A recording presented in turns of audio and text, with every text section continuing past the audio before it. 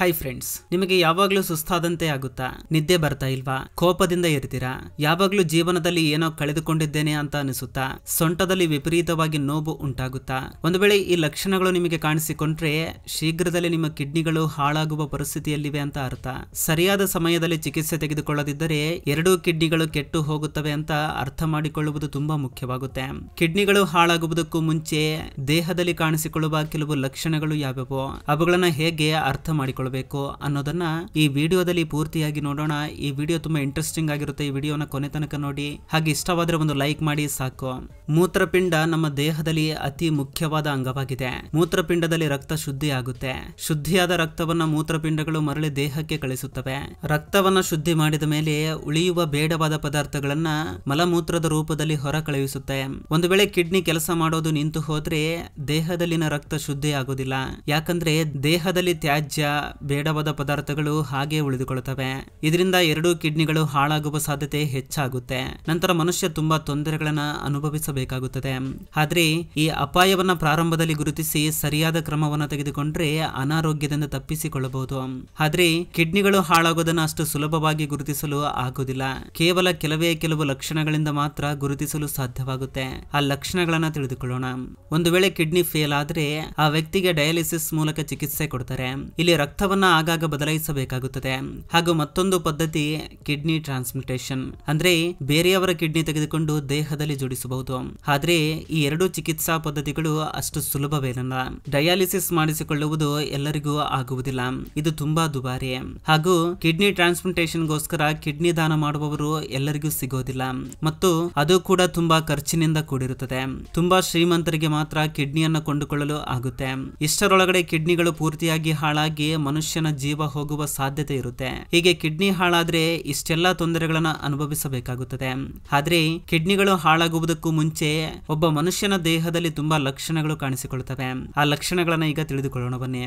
ಮೊದಲನೆಯ ಲಕ್ಷಣ ಯಾವಾಗಲೂ ಸುಸ್ತಾದಂತೆ ಅನಿಸುತ್ತೆ. ನೀವು ಬೇಕಾದಷ್ಟು ನಿದ್ದೆ ಮಾಡಿದ್ರೂ ಕೂಡ ದಿನವಿಡೀ ಸುಸ್ತಾಗುತ್ತೆ. ಅಂದ್ರೆ ಇದು ನಿಮ್ಮ ಕಿಡ್ನಿಗಳು ನಿಧಾನವಾಗಿ ಹಾಳಾಗ್ತಿವೆ ಎಂಬ ಸೂಚನೆಯನ್ನು ನೀಡುತ್ತವೆ ಅಂತ ನಾವು ಅರ್ಥ ಮಾಡಿಕೊಳ್ಬೇಕು. ವಾಸ್ತವವಾಗಿ ಕಿಡ್ನಿಗಳು ಪೂರ್ತಿಯಾಗಿ ಹಾಳಾದ ಮೇಲೆ ಮಾತ್ರ ರಕ್ತವನ್ನ ಶುದ್ಧಿ ಮಾಡುವುದನ್ನು ನಿಲ್ಲಿಸುತ್ತದೆ. ಆಗ ರಕ್ತದಲ್ಲಿ ವಿಷಪೂರಿತವಾದ ಪದಾರ್ಥಗಳು ತುಂಬಿಕೊಳ್ತವೆ. ಈ ವಿಷಪೂರಿತವಾದ ರಕ್ತ ಮೆದುಳಿನವರೆಗೂ ಸೇರುತ್ತದೆ. ಇದರಿಂದ ದೇಹಕ್ಕೆ ಸುಸ್ತಾದಂತೆ ಆಗುತ್ತೆ. ನಿಮಗೆ ಯಾವುದೇ ಕಾರಣವಿಲ್ಲದೆ ಯಾವಾಗಲೂ ಸುಸ್ತಾಗ್ತಾ ಇದ್ರೆ ತಕ್ಷಣವೇ ಪರೀಕ್ಷೆ ಮಾಡಿಸಿಕೊಳ್ಳುವುದು ತುಂಬಾ ಉತ್ತಮ. ಎರಡನೇ ಲಕ್ಷಣ ಹೆಚ್ಚಾಗಿ ಕೋಪ ಬರೋದು. ನಿಮ್ಮ ಸುತ್ತಮುತ್ತಲೂ ಇರುವ ವಾತಾವರಣ ಚೆನ್ನಾಗೇ ಇದ್ರೂ ಕೂಡ, ನಿಮ್ಮ ಪರಿಸ್ಥಿತಿಗಳು ಎಲ್ಲವೂ ಸರಿಯಾಗಿ ಇದ್ರೂ ಕೂಡ ಹೆಚ್ಚಾಗಿ ಕೋಪ ಬರುತ್ತೆ ಅಂದ್ರೆ ನಿರ್ಲಕ್ಷ್ಯ ಮಾಡಬೇಡಿ. ಯಾಕಂದ್ರೆ ಕಿಡ್ನಿಗಳು ಪೂರ್ತಿಯಾಗಿ ಕೆಲಸ ಮಾಡುವುದನ್ನು ನಿಲ್ಲಿಸಿದ್ರೆ ಮತ್ತಷ್ಟು ಅಪಾಯಗಳು ಎದುರಾಗ್ತವೆ. ಕಿಡ್ನಿಗಳು ಹಾಳಾಗುವಾಗ ಮೊದಲ ಸ್ಟೇಜ್ ನಲ್ಲಿ ರಕ್ತ ಶುದ್ಧಿಯಾಗದೇ ಇರೋದ್ರಿಂದ ಮೆದುಳಿಗೆ ವಿಷಪೂರಿತವಾದ ರಕ್ತ ಸೇರಿಕೊಳ್ಳುತ್ತದೆ. ಇದರಿಂದ ಆಮ್ಲಜನಕದ ಪ್ರಮಾಣ ಕಡಿಮೆಯಾಗುತ್ತೆ. ಆಮ್ಲಜನಕದ ಪ್ರಮಾಣ ಕಡಿಮೆಯಾಗುವುದರಿಂದ ಹೆಚ್ಚು ಕೋಪ ಬರುತ್ತದೆ. ಈ ಲಕ್ಷಣ ತುಂಬಾ ಜನರಲ್ಲಿ ಕಾಣಿಸಿಕೊಳ್ಳುತ್ತದೆ. ಆದ್ರೆ ಅದಕ್ಕೆ ಕಾರಣ ಏನು ಅನ್ನೋದನ್ನ ಸರಿಯಾಗಿ ತಿಳಿದುಕೊಳ್ಳಬೇಕು. ಮತ್ತು ನಿಮ್ಮ ಸೊಂಟದಲ್ಲಿ ವಿಪರೀತವಾಗಿ ನೋವು ಉಂಟಾಗುತ್ತಿದ್ದರೆ ಇದು ಕೂಡ ಕಿಡ್ನಿಗಳು ಹಾಳಾಗ್ತಿವೆ ಎಂಬ ಸೂಚನೆಯನ್ನು ನೀಡುತ್ತೆ. ಈ ಲಕ್ಷಣಗಳಲ್ಲಿ ಯಾವುದಾದ್ರೂ ಲಕ್ಷಣಗಳು ನಿಮಗೆ ಸಾಮಾನ್ಯಕ್ಕಿಂತ ಹೆಚ್ಚಾಗಿ ಕಾಣಿಸಿಕೊಂಡ್ರೆ ನಿರ್ಲಕ್ಷ್ಯ ಮಾಡದೆ ತಕ್ಷಣವೇ ವೈದ್ಯರ ಬಳಿ ಹೋಗಿ ಚಿಕಿತ್ಸೆ ತೆಗೆದುಕೊಳ್ಳುವುದು ತುಂಬಾ ಮುಖ್ಯ. ಮೂರನೇ ಲಕ್ಷಣ ಪದೇ ಪದೇ ವಾಂತಿ ಬರುವಂತೆ ಆಗೋದು, ಹಸಿವಾಗದೇ ಇರೋದು, ಸರಿಯಾಗಿ ಆಹಾರ ಸೇವಿಸದೇ ಇರೋದು. ವಿಷಪೂರಿತವಾದ ಪದಾರ್ಥಗಳು ರಕ್ತದಲ್ಲಿ ಸೇರಿಕೊಳ್ಳುವುದರಿಂದ ದೇಹ ತನ್ನ ಕೆಲಸವನ್ನ ಸರಿಯಾಗಿ ಮಾಡೋದಿಲ್ಲ. ಇದರಿಂದ ಹಸಿವಾಗದೇ ಇರೋದು, ವಾಂತಿ ಬರುವಂತಹ ಅನುಭವ ಆಗುತ್ತೆ. ಇನ್ನು ನಾಲ್ಕನೇ ಲಕ್ಷಣ ಪದೇ ಪದೇ ಮೂತ್ರ ವಿಸರ್ಜನೆ ಮಾಡೋದು. ಕಿಡ್ನಿಯಲ್ಲಿನ ಫಿಲ್ಟರ್ಸ್ ಹಾಳಾಗೋದ್ರಿಂದ ನೀವು ಏನೇ ಕುಡಿದರೂ ಅದು ರಕ್ತದಲ್ಲಿ ಸೇರುವುದರಿಂದ ರಕ್ತ ಶುದ್ಧಿಯಾಗದೇ ಇರೋದ್ರಿಂದ ಹಾಗೇನೆ ಹೊರಬಂದು ಬಿಡುತ್ತೆ. ಇದರಿಂದ ಪದೇ ಪದೇ ಮೂತ್ರ ವಿಸರ್ಜನೆ ಹೋಗೋದು ಮೂತ್ರಪಿಂಡಗಳು ಹಾಳಾಗ್ತವೆ ಅಂತ ಹೇಳೋದಕ್ಕೆ ಮುಖ್ಯವಾದ ಕಾರಣವಾಗಿದೆ. ಮತ್ತು ಮೂತ್ರವನ್ನ ತಡೆದುಕೊಳ್ಳದೆ ಇರೋದು ಕೂಡ ಒಂದು ಲಕ್ಷಣನೇ. ಇದರಿಂದ ಕೆಲವೊಮ್ಮೆ ಯುರಿನರಿ ಇನ್ಫೆಕ್ಷನ್ಸ್ ಕೂಡ ಬರುತ್ತೆ. ಅನೇಕ ಜನರಿಗೆ ಈ ಲಕ್ಷಣಗಳು ಕಾಣಿಸಿಕೊಂಡ್ರು ಕೂಡ ಇದು ಕಾಮನ್ ಅಂತ ಅಂದ್ಕೊಳ್ತಾರೆ. ಅದನ್ನ ಸಣ್ಣ ಪುಟ್ಟ ಔಷಧಿಗಳನ್ನ ತೆಗೆದುಕೊಂಡು ಸರಿಪಡಿಸಿಕೊಳ್ತಾರೆ. ಆದ್ರೆ ಅವರ ಕಿಡ್ನಿ ಅಪಾಯದ ಸ್ಥಿತಿಯಲ್ಲಿ ಇದೆ ಅನ್ನೋದನ್ನ ಅರ್ಥ ಮಾಡಿಕೊಳ್ಳೋದಿಲ್ಲ. ಇನ್ನು ಐದನೇ ಲಕ್ಷಣ, ನೀವು ಎಷ್ಟೇ ಬಿಸಿಲಿನಲ್ಲಿ ನಿಂತರೂ ಕೂಡ ಬೆವರು ಬರುವುದಿಲ್ಲ ಮತ್ತು ನೀರಡಿಕೆ ಆಗೋದಿಲ್ಲ. ಒಂದು ವೇಳೆ ನಿಮ್ಮಲ್ಲಿ ಈ ಲಕ್ಷಣಗಳು ಕಾಣಿಸಿಕೊಂಡ್ರೆ ಸುಮ್ಮನೆ ಇರಬಾರದು. ತಕ್ಷಣವೇ ಇದಕ್ಕೆ ಚಿಕಿತ್ಸೆ ತೆಗೆದುಕೊಳ್ಳಬೇಕು. ಆರನೇ ಲಕ್ಷಣ ಕೈಕಾಲುಗಳು ಮತ್ತು ಮುಖ ಉಬ್ಬಿಕೊಳ್ಳುವುದು ಅಥವಾ ನೀರು ತುಂಬಿಕೊಳ್ಳುವುದು. ದೇಹದ ಕೆಲವು ಭಾಗಗಳಲ್ಲಿ ಆಗಾಗ ಮೈ ಉಬ್ಬಿದಂತೆ ಕಾಣಿಸುತ್ತದೆ. ಆದ್ರೆ ಇದಕ್ಕೆ ಕಾರಣ ಏನು ಅನ್ನೋದನ್ನ ಸರಿಯಾಗಿ ತಿಳಿದುಕೊಳ್ಳೋದು ತುಂಬಾ ಮುಖ್ಯ. ಇನ್ನು 7ನೇ ಲಕ್ಷಣ ಹೈ ಬ್ಲಡ್ ಪ್ರೆಷರ್. ರಕ್ತದೊತ್ತಡ ಅನೇಕ ಜನರಲ್ಲಿ ಕಾಣಿಸಿಕೊಳ್ಳುತ್ತದೆ. ಆದ್ರೆ 30ಕ್ಕಿಂತ ಕಡಿಮೆ ವಯಸ್ಸಿನವರಲ್ಲೂ ಕೂಡ ರಕ್ತದೊತ್ತಡ ಕಾಣಿಸಿಕೊಂಡ್ರೆ ರಿನಲ್ ಫಂಕ್ಷನ್ ಟೆಸ್ಟ್ ಮಾಡಿಸಿಕೊಳ್ಬೇಕು. ಇದರಿಂದ ಕಿಡ್ನಿಗಳು ಯಾವ ಸ್ಥಿತಿಯಲ್ಲಿವೆ ಅನ್ನೋದನ್ನ ಗೊತ್ತಾಗುತ್ತೆ. ಇದರಿಂದ ಅಪಾಯವನ್ನ ಪ್ರಾರಂಭದಲ್ಲೇ ಮಟ್ಟ ಹಾಕಬಹುದು. ಇನ್ನು 8ನೇ ಲಕ್ಷಣ ಅನೇಮಿಯಾ ಅಂದ್ರೆ ರಕ್ತಹೀನತೆ.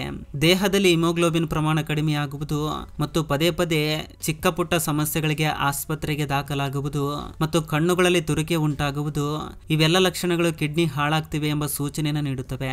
ಇವುಗಳನ್ನು ನಿರ್ಲಕ್ಷ್ಯ ಮಾಡಿದ್ರೆ ತುಂಬಾ ನಷ್ಟ ಹೊಂದಬೇಕಾಗುತ್ತೆ. 9ನೇ ಲಕ್ಷಣ ದೇಹದ ಮೇಲೆ ತುರಿಕೆ ಉಂಟಾಗುವುದು.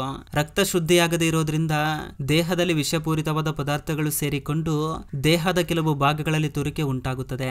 ಆದ್ರೆ ವಾಸ್ತವವಾಗಿ ಇದಕ್ಕೆ ಬೇರೆ ಅನೇಕ ಕಾರಣಗಳು ಸಹ ಇರಬಹುದು. ಕಿಡ್ನಿ ಹಾಳಾಗುವಾಗ ಸೂಚಿಸುವ ಲಕ್ಷಣಗಳಲ್ಲಿ ಇದು ಕೂಡ ಒಂದು ಅಂತ ಪರಿಗಣಿಸಬೇಕು. ಇನ್ನು 10ನೇ ಲಕ್ಷಣ ಮೂತ್ರ ವಿಸರ್ಜನೆ ಮಾಡುವಾಗ ಉರಿ ಉಂಟಾಗುವುದು.